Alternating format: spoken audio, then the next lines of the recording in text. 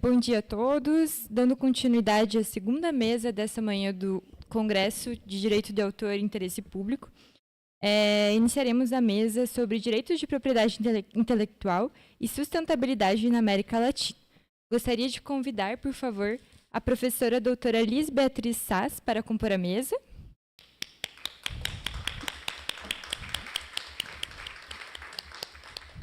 A professora é doutora em Direito pela UFSC, mestre em Direito Público pela Universidade do Vale do Rio dos Sinos e especialista em Direito Empresarial pela PUC do Rio Grande do Sul. É professora no Programa de Pós-Graduação em Direito da UFSC e do Profnit. É líder do Núcleo de Pesquisa em Propriedade Intelectual da UFSC, pesquisadora do GEDAI e colaboradora do Observatório Nacional de Direitos Autorais. Também gostaria de convidar para compor a mesa, por favor, o professor Dr. Gabriel Schumann,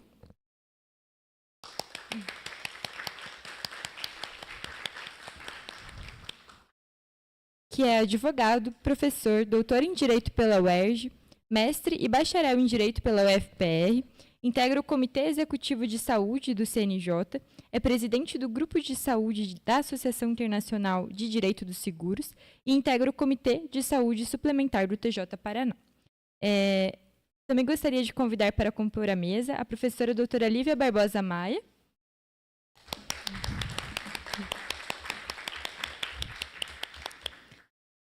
que é doutoranda e mestre em Direito Civil pela UERJ, bacharel em Direito e especialista em Propriedade Intelectual pela PUC-Rio. É professora na pós-graduação da PUC-Rio e sócia do escritório Denis Borges Barbosa Advogados.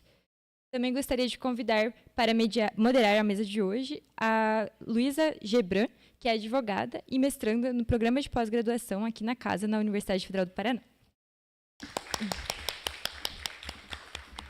Um excelente painel a todos.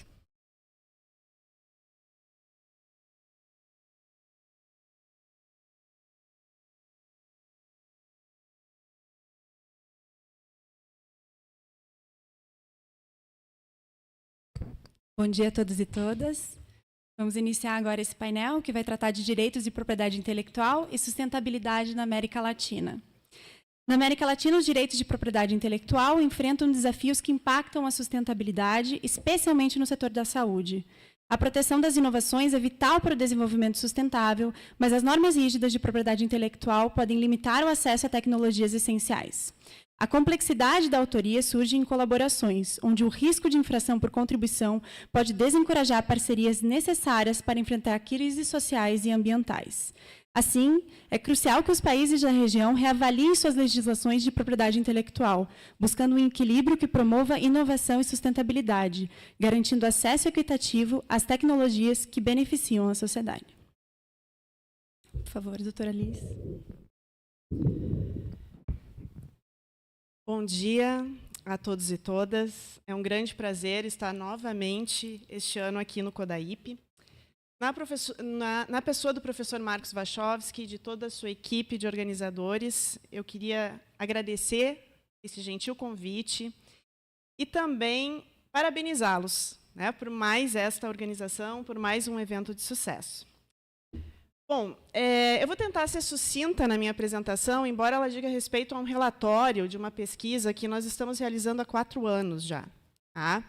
Então, são muitos dados, eu vou aqui apresentar uma síntese desses dados. Mas, antes de entrar exatamente na apresentação desses dados da nossa pesquisa, eu queria falar um pouquinho sobre a minha história com a pesquisa e por que do tema escolhido hoje, que, aliás, apesar de fazer parte já há muito tempo do que eu estudo, do que eu pesquiso, é a primeira vez que talvez eu tenha me sentido encorajada em falar sobre o tema de propriedade intelectual e sustentabilidade no âmbito do CODAIP.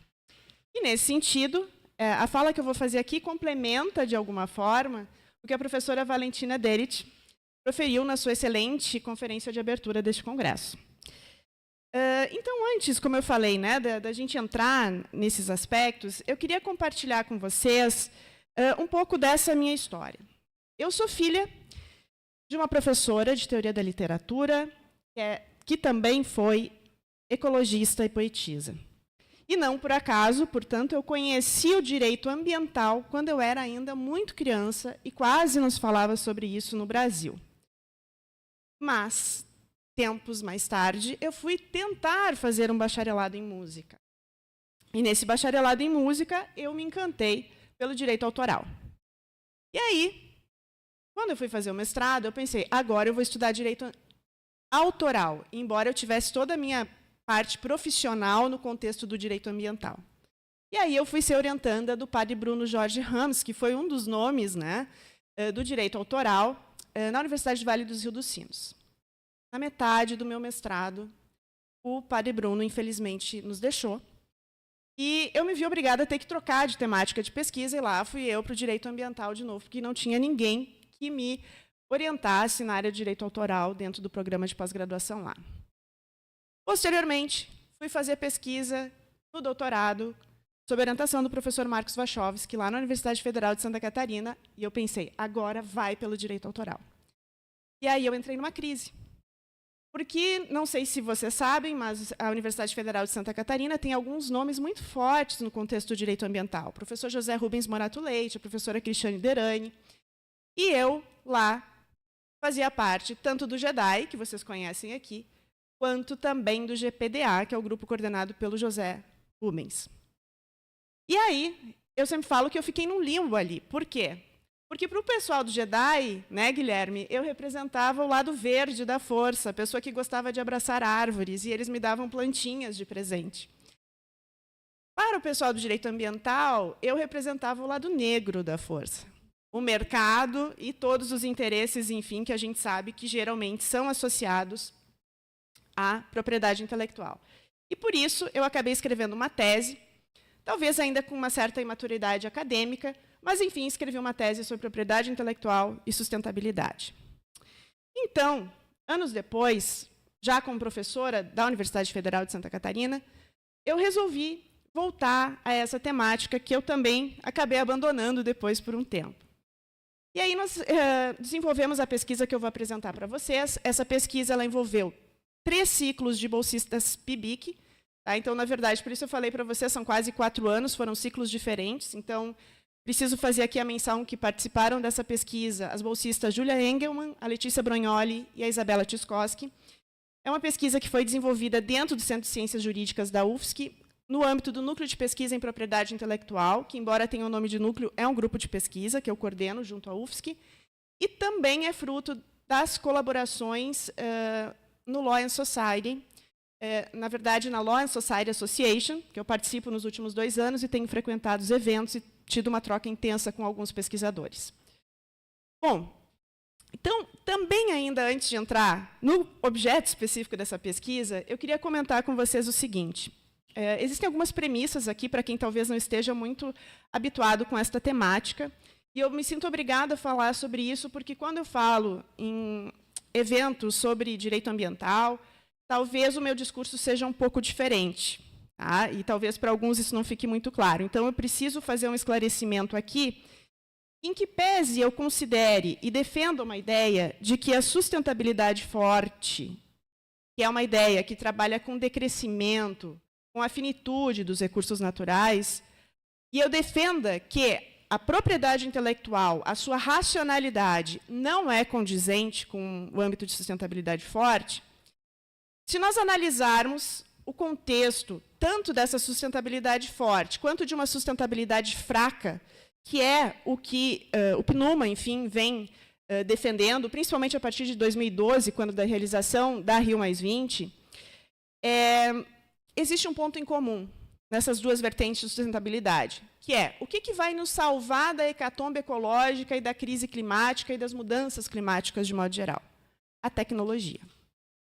Para muitos, essa tecnologia ela precisa ter ecoeficiência, né? Ou seja, quando a gente fala em ecoeficiência, obviamente que aqui a gente vai falar de tecnologias verdes, de outras nomenclaturas usadas para isso, como, por exemplo, Environmental Technology Sounds, tecnologias amigas do meio ambiente, ecoindústria, green tech, etc. Mas isso não é algo novo. Desde 1992, quando muito pequena, eu acompanhei a minha mãe na Rio 92, a gente já via, dentro da Agenda 21, o conceito dessas tecnologias, digamos, ecoeficientes ou verdes, que são, na verdade, tecnologias que têm aí um potencial para melhorar significativamente o desempenho ambiental, porque são menos poluentes, utilizam menos recursos, têm menos, em tese, né, geram menos resíduos, e, do ponto de vista ambiental, são, portanto, mais eficientes. Não são somente tecnologias individuais, a gente vai falar aqui também de proteção de know-how, de processos, de procedimentos, bens, serviços, processos organizacionais e assim por diante. Também faço aqui uma ressalva que é a seguinte: embora se tente qualificar essas tecnologias hoje, a partir da ecoeficiência, isso é algo que recebe muita crítica. Por quê? Porque necessariamente aquilo que hoje é ecoeficiente não será no futuro. Ou algumas tecnologias que são consideradas ecoeficientes, se utilizadas em larga escala, não serão. Os carros elétricos estão aí nessa discussão nesse momento. Além disso, é óbvio que houve uma apropriação do mercado em relação a esse termo de tecnologias verdes. Estados Unidos, China, Coreia têm liderado um mercado relevante nesse sentido. Mas isso, acho que não deve nos não deve nos tirar o incentivo de pensar, mesmo que de maneira crítica, a respeito dessas tecnologias.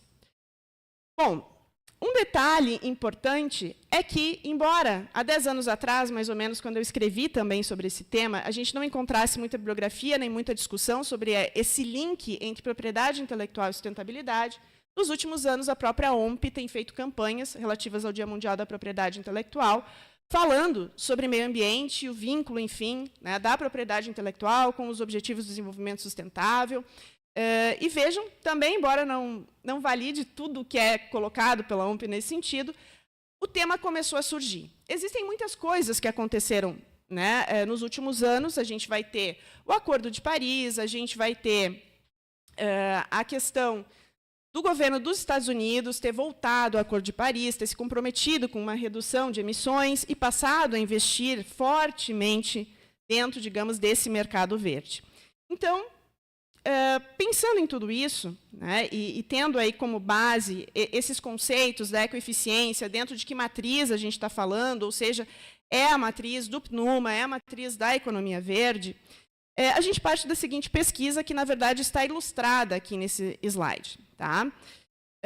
Como os países da América Latina, em especial Brasil, México, Colômbia e Equador, estão enfrentando a intersecção entre propriedade intelectual, inovação ecoeficiente e combate às mudanças climáticas em termos de regulamentação e implementação de políticas públicas.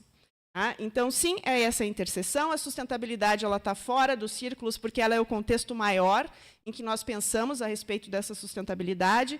Então, com essa ênfase nesses países latino-americanos. Bom, para fazer essa pesquisa e para responder, portanto, a essa nossa pergunta, nós partimos de um relatório que foi publicado pelo Banco Interamericano de Desenvolvimento, BID, em 2019, que teve por objetivo apresentar recomendações políticas para a integração de tecnologias ecologicamente racionais nos sistemas nacionais de inovação na América Latina. Esse relatório já apontava a necessidade que países latino-americanos passassem, enfim, a ter uma integração maior entre os sistemas de inovação e tecnologias ecoeficientes. Mas tem um detalhe interessante na análise desse relatório do BID.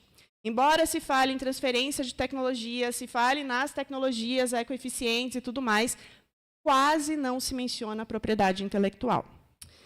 Então, com o intuito de alargar um pouco o escopo do estudo, né, e com base já também nesses dados do BID, e também de focar nas questões de direitos de propriedade intelectual, e por nós entendermos que a propriedade intelectual é importante aqui, nós resolvemos seguir com essa pesquisa que teve o seguinte ciclo. Né? Primeiro, uma parte de revisão bibliográfica, a gente já tem uns 3, 4 artigos publicados relativos a essa parte, uma análise documental das legislações e dos programas de governo dos países analisados, depois uma análise comparativa e síntese dos resultados dessa análise.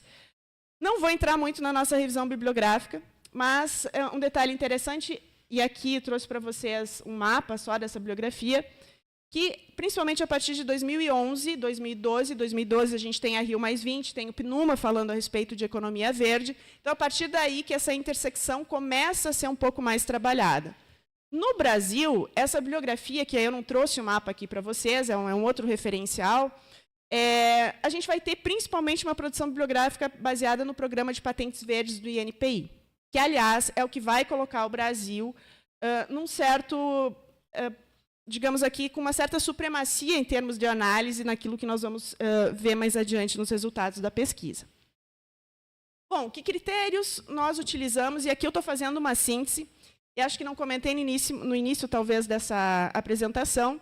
O relatório, com os dados finais, os mapas e, enfim, os dados que nós levantamos, provavelmente estarão disponíveis no início do próximo ano, né? A gente está na parte de diagramação agora, a gente deve liberar isso até o início do próximo ano. Então, fizemos uma análise de Constituição e legislação, que, em relação aos países que eu mencionei, todos eles já têm previsões, inclusive, constitucionais a respeito de inovação, meio ambiente, propriedade intelectual. A abrangência das políticas públicas e dos programas de governo nesses países. Obviamente, há uma significativa variabilidade aqui dos focos dessas políticas em todos os países. Uma coisa que eu acho importante dizer é que, na nossa análise, e esse país já aparecia no relatório do BID, é o Equador. O Equador, desde 2008, acho que muitos de vocês sabem, tem constitucionalmente o direito de buen vivir reconhecido. Isso gerou muita expectativa em termos de políticas e programas relativos à sustentabilidade. Inclusive, o Equador teve um projeto inicial, conhecido como Flock Society, que tinha como objetivo ter um compartilhamento do conhecimento de forma aberta. E era muito promissor, houve, na época, muitas publicações interessantes sobre isso, que, claro, depois, com as mudanças de governo, foi abandonado. E também, nós poderíamos... O professor Acosta comentou, uma vez que estive com ele, que, claro, as próprias forças econômicas e de mercado acabaram não deixando que esse tipo de programa de política seguisse adiante. Integração entre inovação e sustentabilidade é outro critério que nós analisamos. O Brasil e Colômbia têm aí uma maior integração entre esses temas. Tá? Equador e México ainda é muito setorizado, ou seja, você analisa as legislações, os programas, e não há aqui nenhum tipo de interseção entre as temáticas. Na abordagem da propriedade intelectual, existe uma disparidade significativa na forma como esses países abordam essa intersecção. O Brasil lidera com o Programa de Patentes Verdes. Quem já me ouviu falar sobre esse tema sabe que eu acho que o Programa de Patentes Verdes, embora seja importante, porque no Brasil o que ele faz é acelerar o exame de patentes em tese chamada de verdes, né? Não nos ajuda com a questão do acesso e ao efetivo uso dessas tecnologias. Em relação ainda a um outro critério de análise, né, os incentivos à transferência de tecnologia verde. E lembrando, para quem conhece a matéria no Brasil, eu não estou usando aqui uma ideia de transferência de tecnologia estrito sensu como usa o INPI. Transferência de tecnologia mais como a gente vê nos tratados internacionais, de fato. Então, Brasil e Colômbia lideram programas também, o Equador e México têm abordagens menos diretas nesse aspecto. Na cooperação internacional, todos os países têm algum tipo de cooperação internacional. O Brasil, por exemplo, tem mais cooperação internacional sul-sul, tá? Enquanto o México, por exemplo, vai ter com a União Europeia e outros países mais desenvolvidos. Um aspecto muito importante, que aí a bibliografia vai trazer isso como fundamento relevante, é a transversalidade da temática. Ou seja, como é que isso dialoga dentro das várias políticas, das várias legislações e dos vários programas. E aí, Brasil e Colômbia têm um pouco de transversalidade, o Equador e México muito menos. Participação da iniciativa privada, acabou sendo aqui o último critério que eu vou falar para vocês. México e Colômbia parecem ter um maior envolvimento do setor privado, enquanto o Equador não tem menção explícita. No Brasil, a gente não conseguiu localizar dados muito específicos sobre isso. Há uma dificuldade em encontrar esse tipo de dado. Aqui, e aí o resultado final da pesquisa, tá, faz um mapa de calor, avaliando, a partir desses critérios, como é o desempenho dos países estudados. Aqui eu peguei uma versão bem simplificada, porque o mapa ele é muito grande, eu não ia conseguir colocar num slide que fosse minimamente legível para vocês. Tá? Mas, da nossa análise, o Brasil ainda se sobressai. Mas se sobressai por quê? Pelo Programa de Patentes Verdes, implementado desde 2012 pelo INPI, tá? E que, claro, já ganhou uma força dentro da autarquia, embora, como eu tenha dito para vocês, eu não veja isso necessariamente ainda, digamos, como ápice daquilo que podemos pensar nesse sentido. Colômbia tem um bom resultado ainda, com algumas implementações de políticas públicas interessantes. O México está num contexto mais moderado. Como eu disse para vocês ali, as cooperações, sejam elas de âmbito internacional, premiações relativas a tecnologias verdes são importantes também. E o Equador, bastante baixo. Então, ainda com uma fragilidade. E aí, se a gente olhar para aquela figura do início que eu mostrei, aquele âmbito de intersecção dessas temáticas não aparece praticamente na análise. Então, só para terminar, e aí já estou indo para as conclusões, tá? Essa pesquisa é uma pesquisa muito mais de diagnóstico, talvez, do que efetivamente de considerações a respeito do que se fazer. Mas é claro que a gente analisa alguns aspectos. Então, na América Latina, temos um contexto compartilhado, desafios comuns, temos a questão da disparidade tecnológica, de modo geral. Cada um desses países procura, em termos de inovação sustentável, pontos diferentes, que, obviamente, são vinculados às suas áreas mais sensíveis. A sustentabilidade prevista em legislações, Constituição, obviamente, sabemos também, tem uma variação entre intenções e aquilo que a gente vai ver na prática. Muitos programas hoje são acusados de um certo greenwashing tecnológico. Tá? E aí um dos referenciais que a gente tem aqui é do Gabriel Ferrer, professor Gabriel Ferrer, da Universidade de Alicante, que sempre fala que tecnologia tem que ser analisada a partir de sustentabilidade também. Tá? Temos, de modo geral, integração limitada entre sustentabilidade, mudanças climáticas, inovação e transferência de propriedade intelectual e de tecnologia de modo geral. E aí, um ponto importante, políticas públicas muito frágeis. Então, as metas são genéricas, não há acompanhamento quanto às metas, ausência de transversalidade dessas políticas.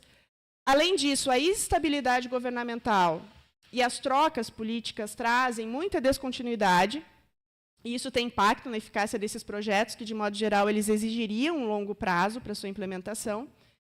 Um aspecto importante, falta muita transparência e muita dificuldade de acesso para alguns dados sobre a forma de execução e implementação dessas políticas públicas. Os desafios, e aí complementando o que a professora Valentina Delt comentou ontem na sua conferência, temos desafios em termos de educação, de pesquisa, de investimento e dificuldade de compreensão dessa relação entre propriedade intelectual e sustentabilidade. Então, é um tema que ainda muita gente não vai conseguir enxergar essa intersecção, é muito pouco trabalhado, inclusive em termos de literatura. Então, esses são aí alguns insights, e esse é um resumo, enfim, da nossa pesquisa. Eu convido vocês, eventualmente, a nos acompanharem aí nas redes sociais. Provavelmente, a partir ali de janeiro, a gente vai ter o resultado final dessa pesquisa, que é bastante extensa, bastante longa, e espero, de alguma forma, aí, ter fomentado um pensamento minimamente crítico a respeito dessa temática. Muito obrigada.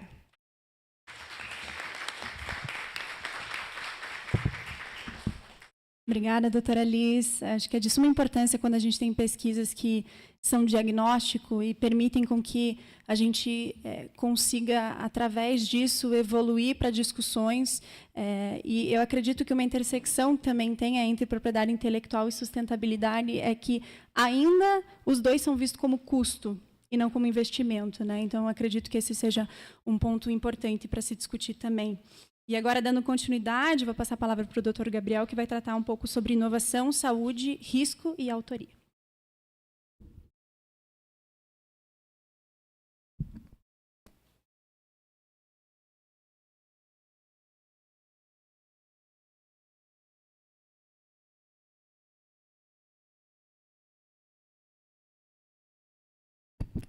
Oi? Agora sim, obrigado. Bom dia a todas, todos. Uma alegria estar aqui. Cumprimento na pessoa da presidente de mesa. Saúdo também o Marcos Wachowski pela gentileza. Uma alegria voltar aqui na Universidade Federal, onde eu fui aluno, pesquisador, professor, enfim. Uma alegria sempre poder estar aqui presente e participar de um evento tão interessante com meus colegas, professora Liz, professora Lívia. Agradeço muito. Bom, eu comecei com as flores aqui para representar meu tema, porque, tal como as flores, as patentes também têm um ciclo. Mas eu escolhi uma flor que não murcha para representar o evergreening, porque o tema que eu quero enfocar nesse recorte de inovação, saúde e autoria diz respeito justamente às estratégias pelas quais há uma prorrogação indevida no tempo de exclusividade das patentes. Então, essa ideia de manter verde, de manter ativa, de manter as exclusividades ou, de alguma maneira, abusar do direito de patentes para garantir o monopólio é o tema que me preocupa hoje, é o tema sobre o qual eu gostaria de conversar. Eu escutei uma fala ontem do professor Marcelo Conrado, que ele citou bastante vezes o Kafka. Se fosse um processo kafkiano, muitas vezes há um abuso no exercício das patentes que é relevante. Eu não vou citar o Kafka aqui, mas eu cito a banda Alphaville, que diz Forever Young, e é um pouco em torno dessa discussão que vai girar a nossa conversa hoje. Representei aqui a discussão do tempo a partir de uma obra super conhecida, do Salvador Dalí, e justamente a prorrogação, o tempo que dura uma patente, para nós, é uma questão fundamental. As premissas do que eu tenho para falar são as seguintes. Primeiro, que a atividade criativa é muito importante, né? Mas a maneira de exercer a patente também é fundamental. O evergreening, sendo um exercício abusivo, naturalmente ele atinge um grande núcleo de interesses. Então aqui, antes de mim, se falou muito bem a respeito da sustentabilidade, sobretudo sobre a perspectiva ambiental. Mas eu lembro que na fala de ontem, acho que foi inclusive uma das palestras iniciais, a professora Valentina, que inclusive está aqui presente, eu saúdo, nos trouxe também a perspectiva do desenvolvimento sustentável à luz da saúde, da pobreza, do gênero, da inovação, e, portanto, há aqui uma preocupação com o desenvolvimento sustentável, na medida em que eu olho a importância da inovação, do acesso de remédios, e, por exemplo, para curar o câncer, não há como tratá-lo sem medicamentos super sofisticados, e há novos medicamentos sendo lançados o tempo todo, mas nós criamos uma regra de equilíbrio entre proteção da saúde e proteção da patente que não tem sido respeitada, muitas vezes. Então, esse olhar para o desenvolvimento sustentável também me parece importante. E, aliás, como também se disse, o Escritório Europeu de Patentes tem ressaltado esse tema, e aqui até que cito um relatório importante que se chama Pavimentando Caminho para a Sustentabilidade no Futuro, que justamente marca essa discussão. Então, eu chamei a atenção aqui de duas ODS que me parecem bastante vinculadas com o tema, que é a saúde e o bem-estar, a indústria e a infraestrutura, enfim, um tema que conversa com a fala anterior, com a fala que vem na sequência, e também me parece que tem uma conexão com a minha. E aí alguém deve estar pensando, então agora nós não queremos mais falar em proteção de propriedade intelectual. Pelo contrário. E aí eu justamente abro aqui com o TRIPS, dá para me defender. Né? E o artigo 7º, eu prometo que é o único artigo que eu vou citar, diz assim: a proteção e aplicação das normas de proteção dos direitos de propriedade intelectual devem contribuir para a promoção de inovação tecnológica para a transferência e difusão da tecnologia, em benefício mútuo. Me parece que o TRIPS não ofende o desenvolvimento sustentável, me parece que ele dialoga com o desenvolvimento sustentável, nesse trecho com clareza. Quando ele fala que é importante esse equilíbrio entre os benefícios, o conhecimento, a tecnologia, o bem-estar, tanto social quanto econômico, ao que eu acrescentaria aqui o tema da saúde, já que essa convenção, talvez, esse acordo melhor, não tinha esse olhar. Eu estou falando do setor de farmácia e ele tem algumas características bastante peculiares. Primeiro, a gente está falando sempre de um produto essencial, quer dizer, as pessoas não têm opção de trocar, tem poucos fabricantes e cada vez menos, há uma concentração, uma tendência de concentração, é muito caro para entrar no mercado, seja de custo, seja inovação, seja regulação. Por outro lado, é muito interessante, o custo de medicamentos para produzir costuma ser muito baixo. Ou seja, o medicamento custa muito caro para quem compra, mas ele é muito barato para quem vai fabricar no longo prazo. E as divergências aí são muito interessantes. Houve recentemente uma análise sobre um medicamento na Hungria que assim que expirou o prazo de patente, o preço dele baixou em 98%. Então, isso dá um pouco uma dimensão da diferença de custo. De volta, sem excluir a patente. Não tenho nenhuma defesa aqui ao fim das patentes, longe disso. E outros aspectos interessantes, o registro de patentes envolve o exame tanto pela Anvisa quanto pelo NPI e tem um forte poder de mercado. Para o Brasil, isso significa, de forma bastante importante, um impacto econômico enorme. Então, assim, o custo de mercado farmacêutico no Brasil é de bilhões, 140 bilhões de reais foram gastos em 2023, e desse montante, 30% são medicamentos novos. Veja, então, essa importância dessa análise que a gente faz. Rapidamente, o processo de registro de medicamentos, para a gente chegar no evergreening, que é o ponto central. Veja, há uma interface sanitária com proteção de propriedade intelectual, ao que eu acrescentaria, na verdade, regulação sanitária, saúde, concorrência e propriedade intelectual. Então, esses vários vetores devem ser analisados em conjunto. E, no Brasil, basicamente, a Anvisa faz uma análise e o INPI recebe essa análise como seus subsídios.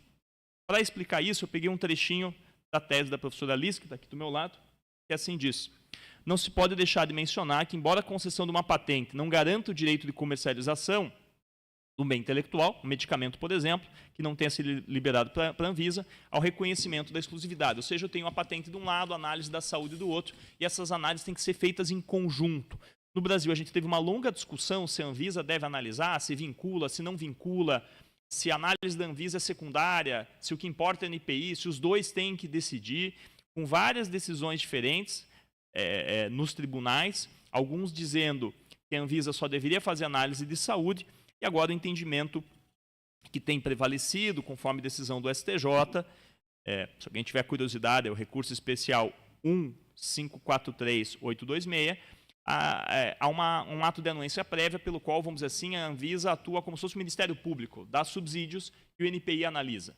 Mas essa análise do NPI tem que ser fundamentada, e isso tudo eu falei para fortalecer, para reforçar a importância do tema da saúde que está presente. Ou seja, eu preciso analisar um pouco mais a fundo, talvez, do que outros produtos. Como é que a gente faz, então, para os produtos terem evergreening, para ficarem forever young? Tem várias estratégias. No setor oncológico, por exemplo, daí citando aqui um estudo do Daniel Goldstein, tem vários ensaios clínicos que claramente não se destinam a nada. E, na sequência, são feitos depósitos de patentes que claramente não servem. Mas se a patente não serve, para que ela serve? Quando eu deposito uma patente que não tem, ou faço um pedido de registro, e eu já sei que ele não vai funcionar, há um grande desestímulo a terceiros. Isso é registrado no mundo inteiro. Eu cito aqui um relatório do Tribunal de Contas, mas isso tem impacto no mundo inteiro. E aí, talvez, a gente vê uma das estratégias.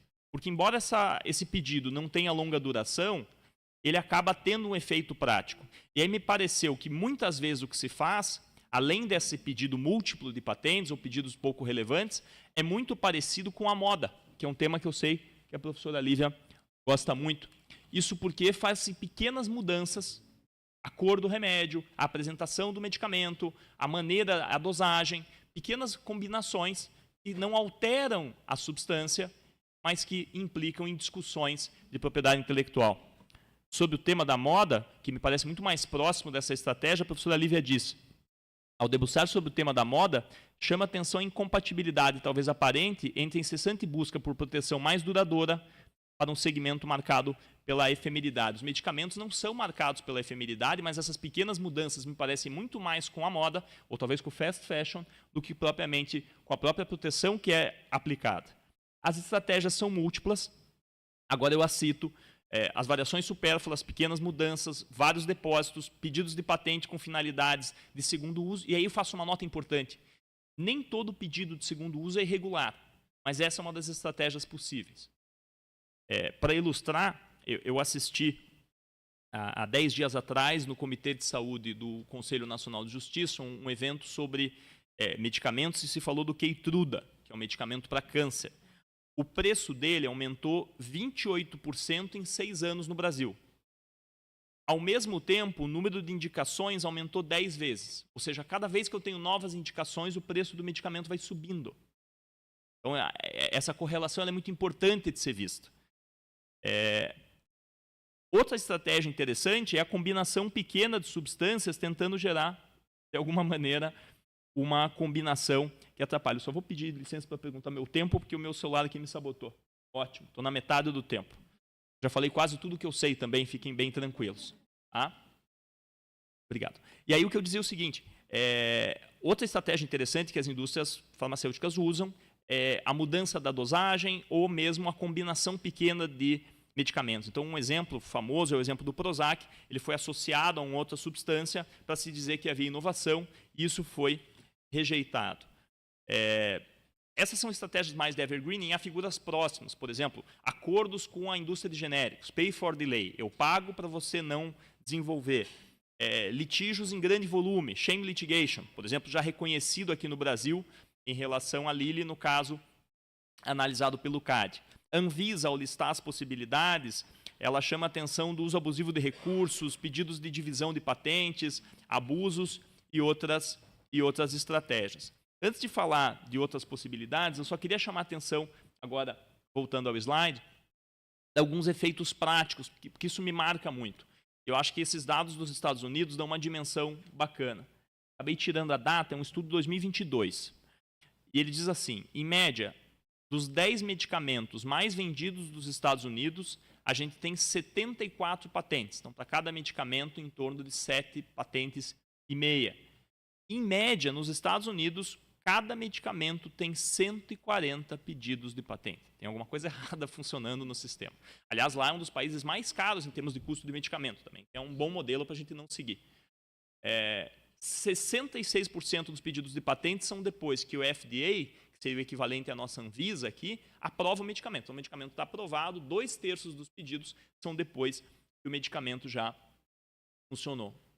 E aí, com N consequências de preço, de custo, de concessão de patentes, então essa comparação também me chamou muito a atenção, 4 vezes mais patentes para os 10 principais medicamentos nos Estados Unidos em relação à Europa. Os dados são múltiplos, os exemplos se repetem, e isso me chamou muito a atenção. As estratégias voltam também para outras medidas, por exemplo, a multiplicidade de patentes, a divisão em várias patentes, o excesso de litígios, as camadas diferentes para a proteção e estratégias de mercado mesmo, como a pressão sobre médicos, sobre distribuidores, propaganda enganosa com os consumidores, ou verdadeira, enfim, mas pressionando a usar o medicamento que não é genérico, lobby, enfim, várias medidas ao mesmo tempo. As Nações Unidas se preocupam com isso, o INPI se preocupa com isso, a Anvisa se preocupa com isso, mas talvez a nossa preocupação está ainda um pouco distante em relação às necessidades que a gente tem. Por exemplo, numa priorização ainda insuficiente da análise dos medicamentos que são fornecidos pelo SUS. Há uma prioridade dos medicamentos fornecidos pelo sistema público de saúde, que no Brasil a gente chama de SUS, mas ainda de forma não suficiente. Quer dizer, o SUS tem que pedir essa prioridade e ele nem sempre faz. Eu procurei analisar isso sob várias perspectivas, eu não vou trazer tantos dados que nem minha colega, seja porque minha pesquisa é muito mais incipiente, começando a ler sobre esse tema e refletir aqui com vocês, então deixo isso muito claro. É uma amostra grátis para falar os termos que a gente usa na saúde, só um início aqui de reflexão sobre um tema que eu gostaria de entender mais. Mas eu pesquisei a jurisprudência do CAD, que é o nosso Conselho de Defesa Antitruste no Brasil, nosso órgão responsável pela defesa da concorrência, apenas 10 menções a evergreening. Eu pesquisei também no Jus Brasil, que é uma ferramenta de busca em todos os tribunais do Brasil, e também Tribunal de Contas, e inclusive ele busca sentenças, ou seja, decisões em primeiro grau, em grau de corte e cortes superiores. Há apenas, em todo o Brasil, 15 menções em decisões judiciais sobre evergreening. Em cortes superiores, apenas uma, no caso em que foi julgada a ADI 5529, que afastou, aliás, que reconheceu a inconstitucionalidade do artigo 40, enfim. Mas, assim, o evergreening é um tema que, por um lado, não aparece fortemente no CAD, não aparece fortemente no Judiciário, e nos sobraria olhar o próprio NPI. Aí eu pergunto, é fácil pesquisar a jurisprudência de decisões do NPI? Eu até olhei o anuário de decisões do NPI, porque não há um sistema de busca direto, e o anuário não cita evergreening. Eu pesquisei de 2017 até 2023 esse termo. Depois eu pesquisei a Anvisa, e há decisões interessantes envolvendo a Anvisa, mas, enfim, o tema me parece objeto de uma atenção ainda insuficiente. Indo aqui para minhas considerações finais, já falamos da Anvisa, sim. Indo para minhas considerações finais, me parece o seguinte, as consequências para o evergreening são muito grandes, de modo que a atenção a ele deveria ser igualmente muito maior. A proteção das patentes é fundamental, mas é preciso que a gente olhe para o desenvolvimento sustentável. E a saúde é eixo fundamental do desenvolvimento sustentável. Modelos de priorização de patentes, de remuneração por tecnologias que não sejam baseadas no custo do medicamento, são algumas estratégias que têm sido levantadas. Pulei aqui, eu queria citar um negócio da Índia.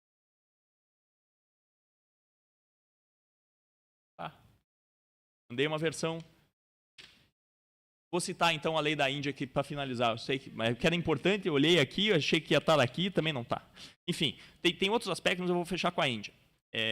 O combate ao evergreen não conflita com inovação. Tem uma frase também que eu achei muito legal do Robin Feldman. A criatividade precisa estar mais nos laboratórios e menos nos departamentos jurídicos. Parece que é uma premissa importante para nós. Há uma estratégia interessante também que foi adotada em Israel, que é o uso do disgorgement para a tutela dessa medida. Basicamente, se trata de uma ação promovida por uma empresa prejudicada pela patente indevida contra a empresa que fez uma patente irregular, pedindo reparação por danos. Não é uma solução ideal, mas é uma ferramenta interessante. No Brasil, a gente ainda usa pouco esse instituto, mas é uma ferramenta interessante que foi utilizada. O que eu ia chamar a atenção da legislação indiana é um artigo, que é o item 3D, seção D, da Lei de Patentes, uma mudança feita em 2005, que reforça com um sentido muito mais denso do que o nosso artigo 13 da Lei de Propriedade Industrial, a possibilidade de restrição à inovação. O conceito de patente no sistema indiano, o conceito de inovação é muito mais restrito. Se eu achar ele em 30 segundos eu já falo, senão eu vou encerrar a minha fala, mas eu tinha ele bem à mão e ele era importante porque eu ia falar. Deixa eu ver se aparece aqui. Eles têm uma seção chamada O que não são invenções. E ele diz: a mera descoberta de uma nova forma de uma substância que não resulte no acréscimo de eficiência da substância, ou a mera descoberta de qualquer propriedade nova de uma substância, apenas como um mero uso do processo, não é um invento, a menos que esse processo resulte num novo produto com relevância, vamos dizer assim. Eu peguei aqui em inglês aqui e me bati porque eu quis ser rápido e não atrasar a professora que vai falar.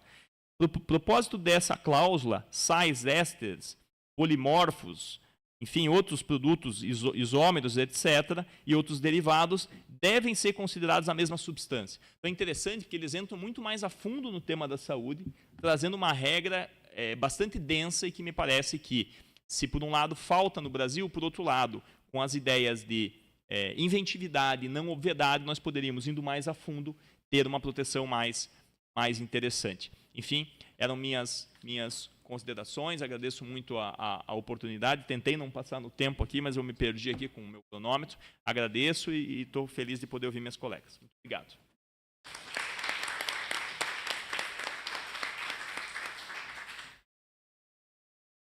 Obrigada, doutor Gabriel. Acho que é super importante a gente estar olhando para uma nova ótica. Você mencionou o disgorgement, eu pessoalmente já pesquisei bastante na Europa sobre, mas na perspectiva de contratos comerciais, e realmente no Brasil a gente não tem pesquisa nenhuma sobre o disgorgement, que é uma ferramenta que talvez a gente pudesse estar utilizando também. E agora, para finalizar, encerrar com chave de ouro, eu passo a palavra para a doutora Lívia para falar sobre infração por contribuição. Obrigada, bom dia. Bom dia. É um prazer estar aqui no meu primeiro Codaip presencial. Participei já 1 ano, 2 anos apresentando o artigo, mas estava online. Agradecer ao professor Marcos. Com uma mesa, eles estão queridos.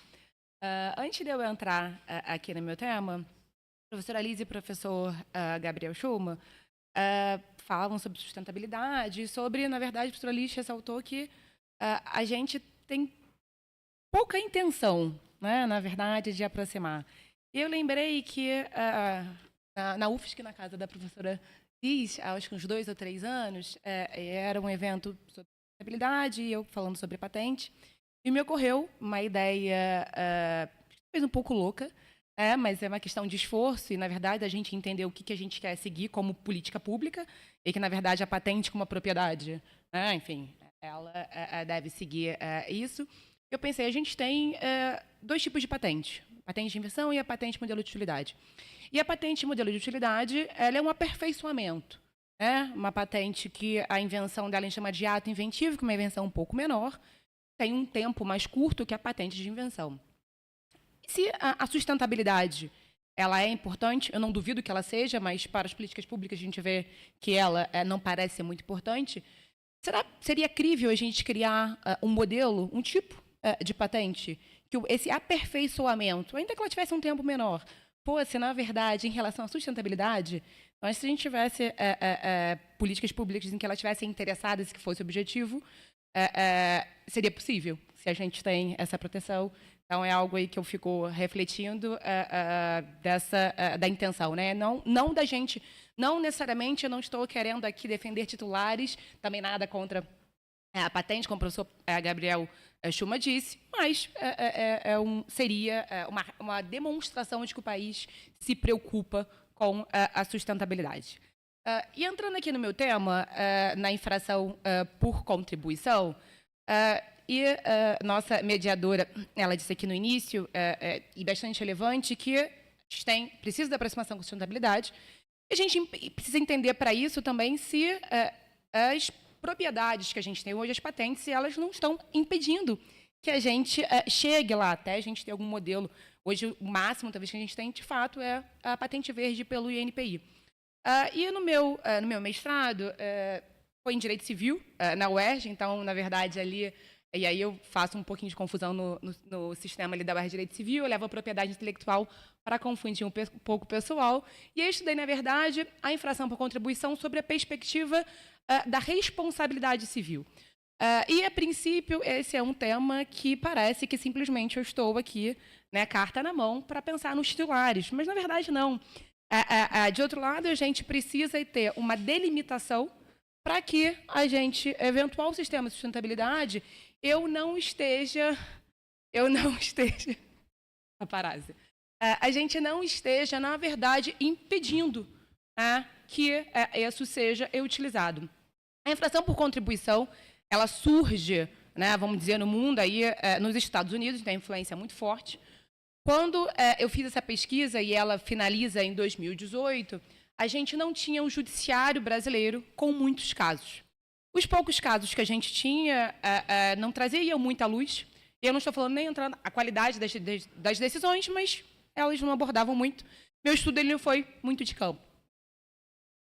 Então, a minha preocupação aqui era, primeiro, assim, e como os nossos colegas da Argentina, né, eu não fiz um estudo de direito comparado, mas eu quis pegar alguns pitacos de outros países e que da América Latina o que eu encontrei foi da Argentina, em que o meu primeiro problema era, eu tenho uma disposição legal, então a infração por contribuição no Brasil, ela surge aí, não sei se está ali, mas no artigo 42, no parágrafo 1º, está legislado, diferente nos Estados Unidos, quando o contributory ele surge no sistema de common law em precedente, e, maravilha, a gente tem a legislação que, novamente, em comparação aos nossos colegas da Argentina, diz a doutrina argentina que eles têm algo um pouco mais confuso ainda que a gente, né? Eles falam ali do autor mediato, mas no final aqui da minha fala a gente chega mais ou menos até uma conclusão ali parecida com nossos colegas argentinos, e eu precisava definir juridicamente o que é contribuir, o que seria uma contribuição.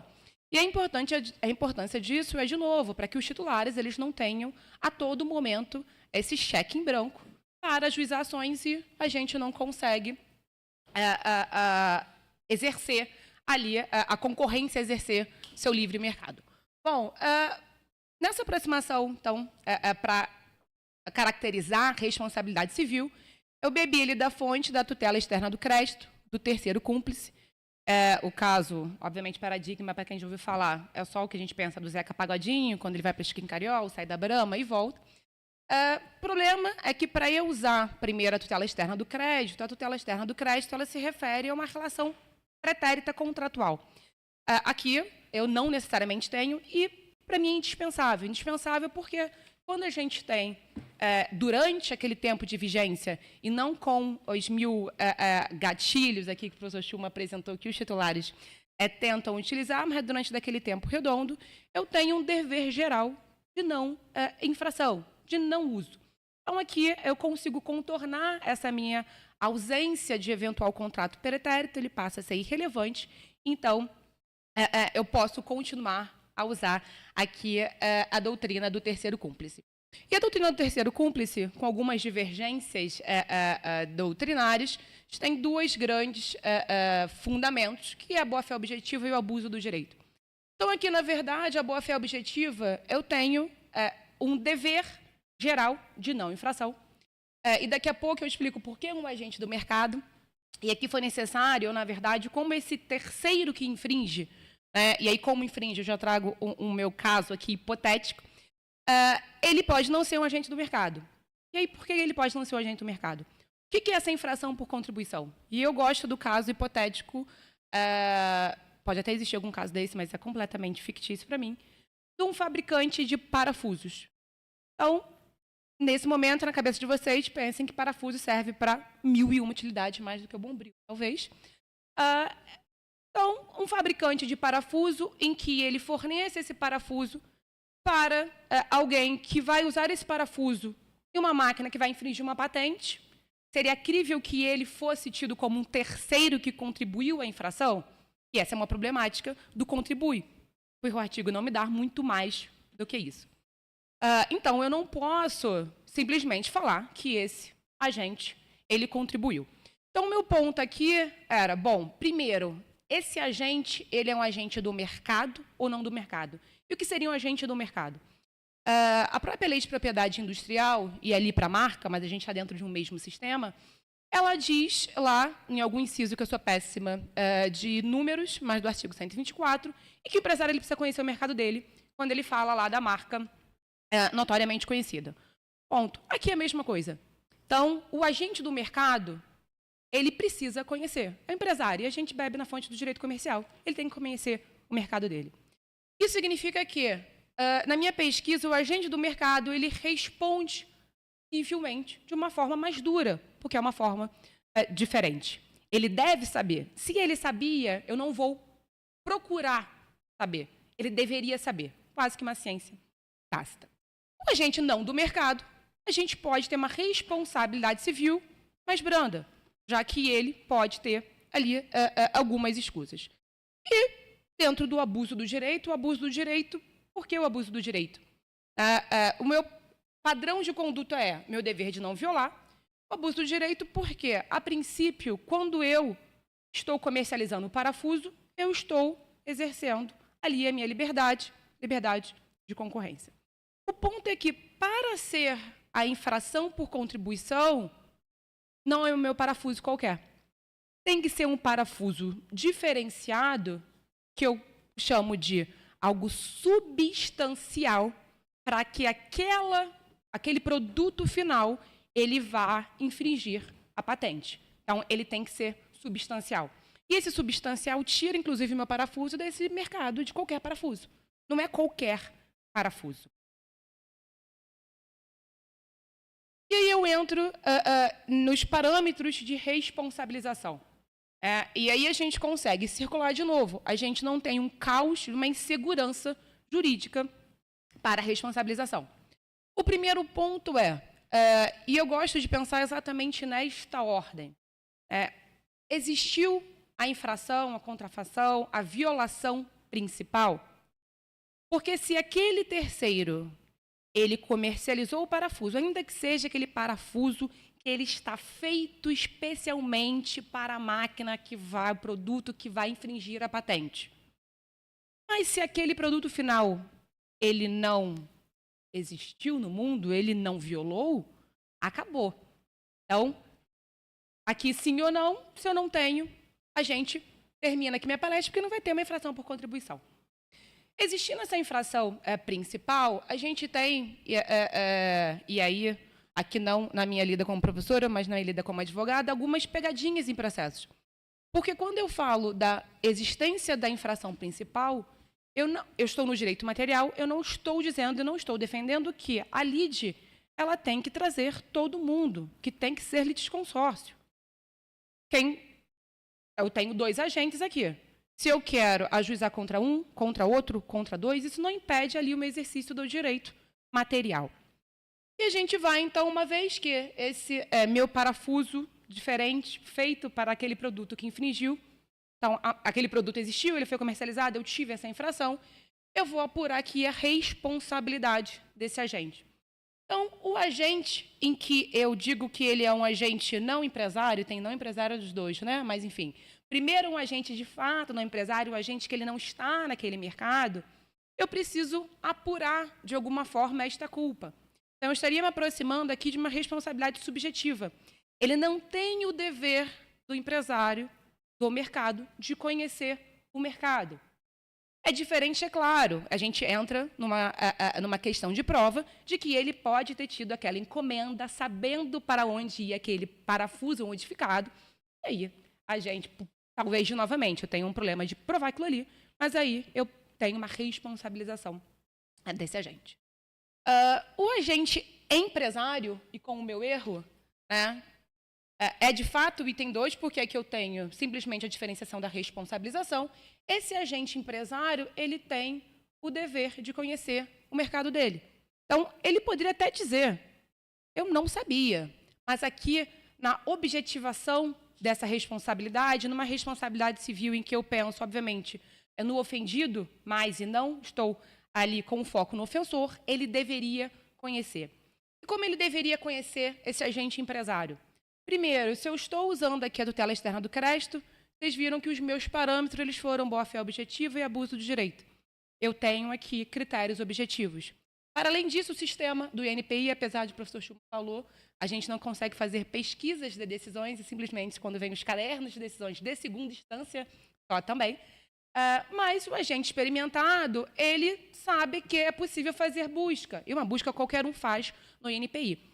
Além do fato de que o agente experimentado, ele não dá início a uma produção sem fazer ali determinadas pesquisas, o que a gente chama de FTO, para saber o que está livre no mercado ou como ele vai se preparar. Eventualmente não está livre, mas ele se prepara daqui a 5, 10 anos para entrar.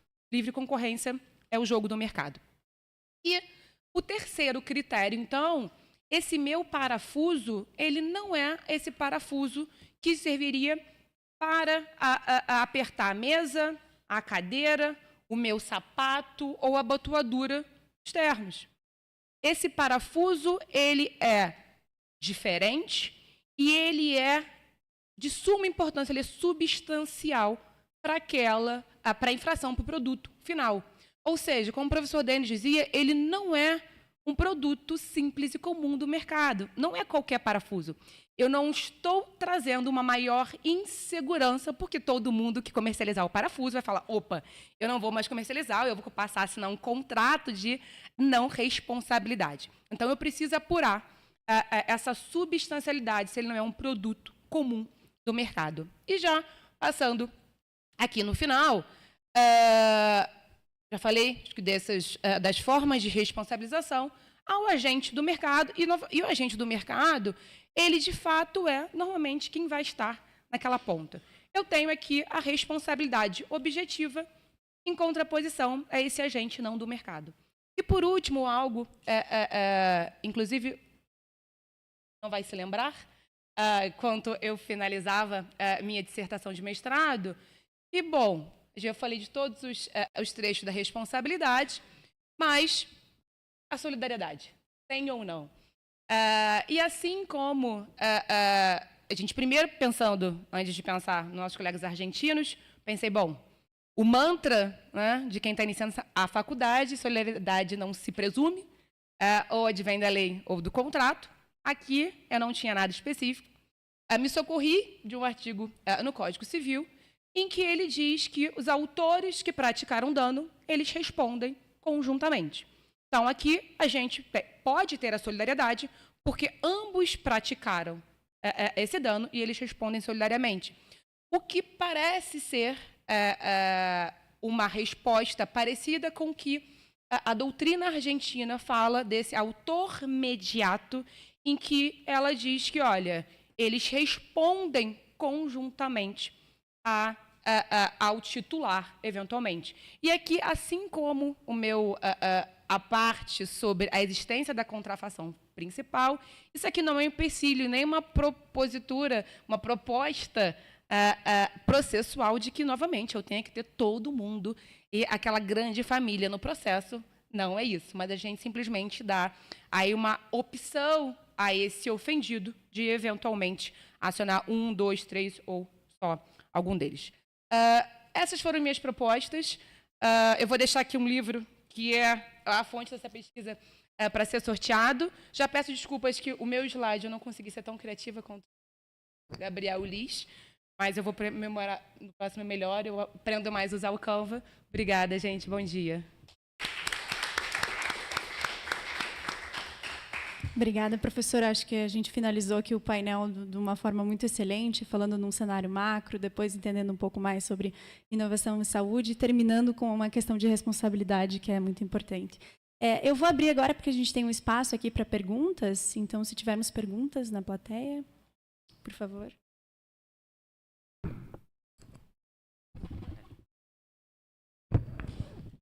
Muito obrigada por la excelente palestra de los tres profesores. La profesora Livia me acaba de dar una clase de Derecho Argentino. Gracias. Maravillosa. Tenía algunas preguntas para la profesora Liz. En particular, ¿cuánto tiempo tardaba en procesarse, en examinarse una patente verde en comparación con una patente habitual? ¿Y quién alega que es una patente verde? Y si el INPI controla o tiene algún criterio para diferenciar a la patente verde de la patente normal. Y para el profesor Gabriel, me preguntaba, en la Argentina tenemos una normativa no tan profunda como la normativa indiana, son unas directrices que le instruyen al examinador de patentes, ¿no?, algunos criterios a las horas de examinar la altura inventiva en particular, porque la novedad es absoluta, eso no es.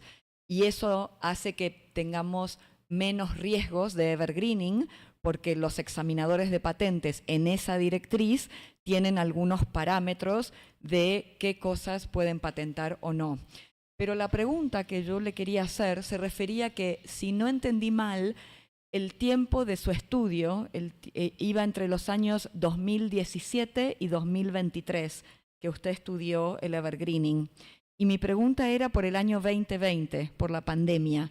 Si la pandemia había cambiado los parámetros de patentamiento específicamente para el evergreening, porque en ese año se dio la instrucción de que las patentes en medicamentos fueran streamlined, fueran más rápidas, y también la autorización para comercializar, no solamente la patente, que es un tipo de producción distinta a la autorización para entrar en el mercado. Eso se volvió más laxo en el 2020 por efecto de la pandemia. Y yo me preguntaba si usted lo había podido verificar en su estudio. Gracias.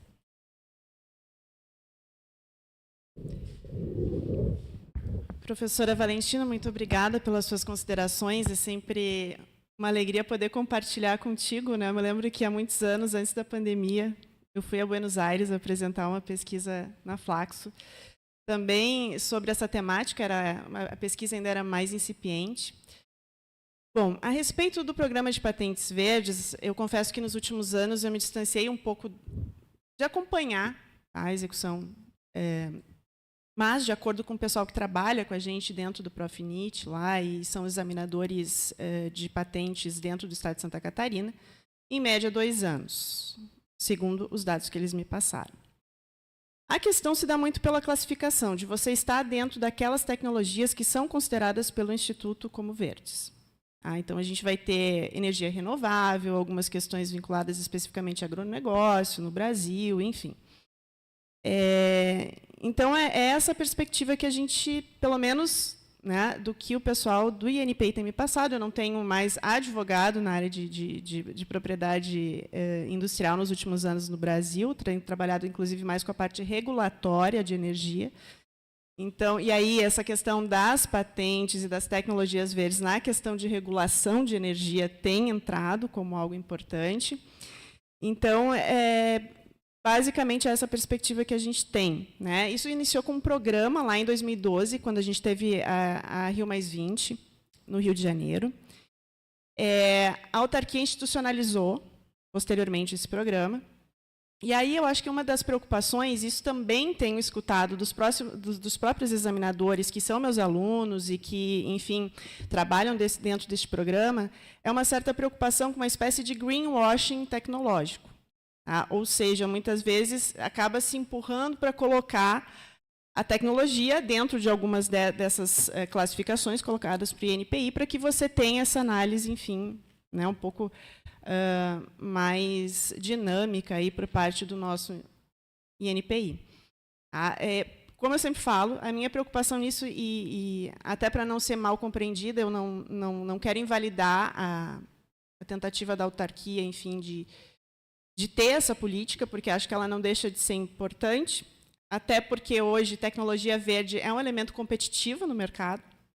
Então, se a gente quiser participar de alguma forma desse mercado, a gente vai ter que trabalhar dentro desse escopo também, mas, a meu ver, sim, a gente observa, né, que, em termos práticos de você, porque qual é a preocupação da gente falar em tecnologia ecoeficiente? É que você tenha uso dessa tecnologia também.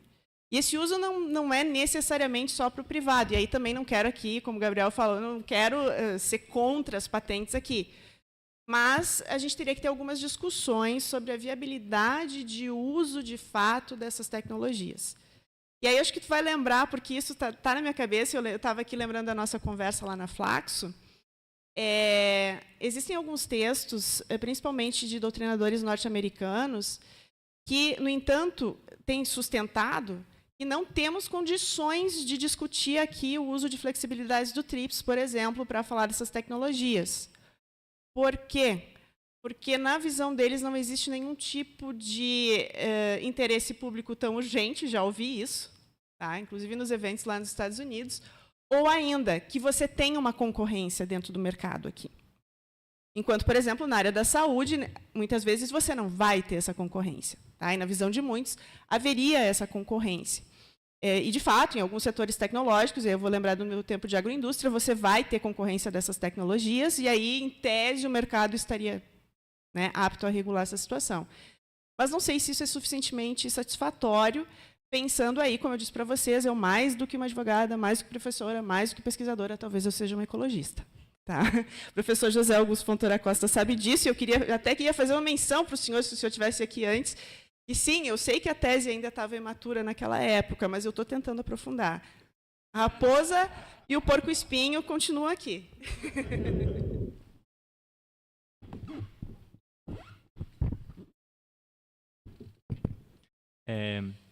Graças à professora Valentina. La pregunta es la respuesta. Hay un problema porque en Brasil el órgano de regulación sanitaria, derecho concorrencial y propiedad intelectual son tres distintos, o que no es malo, pero tienen que trabajar en conjunto y no trabajan en conjunto.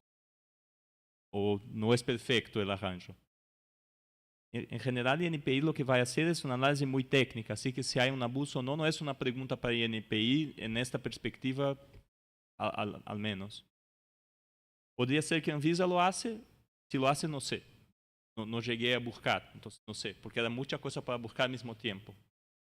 Fui a buscar en la autoridad de concurrencia, en el judiciario, entonces mucha cosa al mismo tiempo para descubrir. Y la COVID no cambió mucha cosa, o casi nada en la legislación, una lástima, en hacer cambios. Hasta al contrario, hay muchas discusiones que dicen que se mantuvo lo mismo, o peor, porque hubo una necesidad muy urgente. Entonces, está bien, la patente, puedes producirlo, pero ¿y después?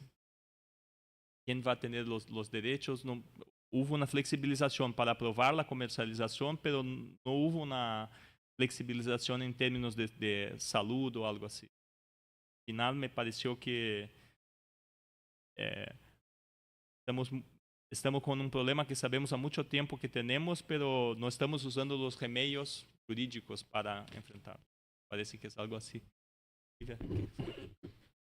Parece que, entonces, en parte mi respuesta es que no sé bien la respuesta, no tengo esta, pero me parece que tenemos un vácuo, por así decir, porque hay muitos núcleos de interesse ao mesmo tempo e não temos uma mirada conjunta. Esse me parece um problema que temos que pensar. Temos tempo para mais uma pergunta ou já vamos para o sorteio? Temos mais alguma pergunta?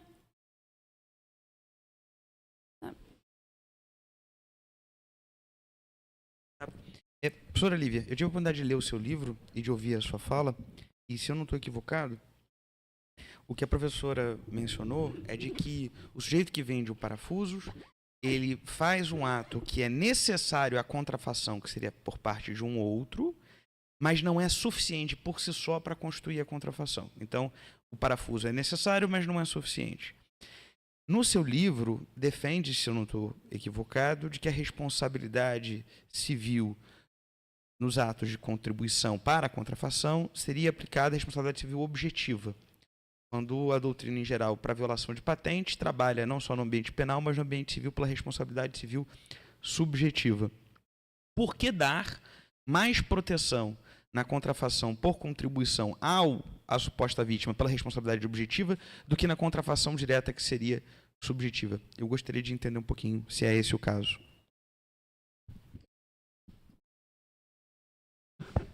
Na verdade, entendo eu que a infração direta, a análise também deveria ser pela responsabilidade objetiva.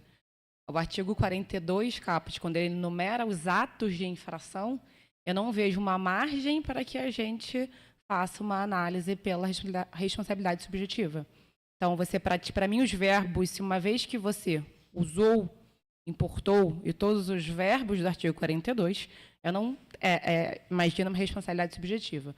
Para mim, o problema, se a gente pensar nas decisões judiciais, a propriedade intelectual ela tem, muitas das vezes, um problema em que ela gosta de ser autocentrada. Né? Então, a gente tem uma pouca análise em decisões, porque, normalmente, tem uma perícia, enfim, um laudo diz que infringiu, se, eventualmente, a sentença ela concorda e homologa esse laudo, a gente passa daquilo ali para a apuração, na verdade, dos danos na liquidação de sentença. E aí eu não consigo nem dizer se o judiciário ele entendeu que aplicou objetiva ou o que ele fez naquele momento. Mas eu entendo que uma vez que a infração direta ela é cometida, é uma responsabilidade objetiva. Então, aqui, na verdade, eu não proponho uma responsabilidade mais dura, mais forte a esse terceiro ali que contribuiu. Para mim, ele estaria respondendo e, por isso, a solidariedade, ao final, deve responder da mesma forma. Ou, no outro caso, do agente não empresário, aí sim, ele, na verdade, responde num grau diferente, porque aí eu afasto, ali eu entro nos requisitos totais da responsabilidade civil. Obrigada. Queria aqui, antes de encerrar o painel, agradecer em nome da organização e também da professora Márcia Carla, vocês terem aceitado o convite, terem nos presenteado com essas falas. E agora vou passar a palavra para a Lígia para fazer o sorteio dos livros. Muito obrigada. Professora Liz, por favor, um número de 1 a 12, por favor. Aniversariante de agosto? Temos alguém? Então, vamos para outro número. Professor Gabriel, outro número 108.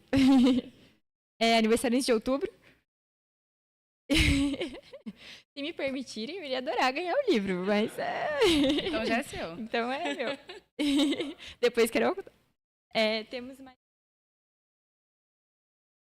Charmos agora. Não sei se podemos seguir da mesma forma. Professora Lívia, um número sem ser o 8 e o 10. Aniversariante de maio.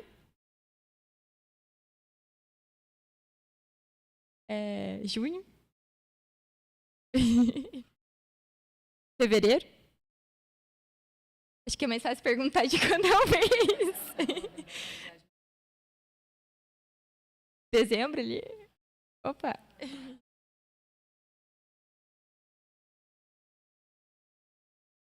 Novembro, que seria esse mês, né?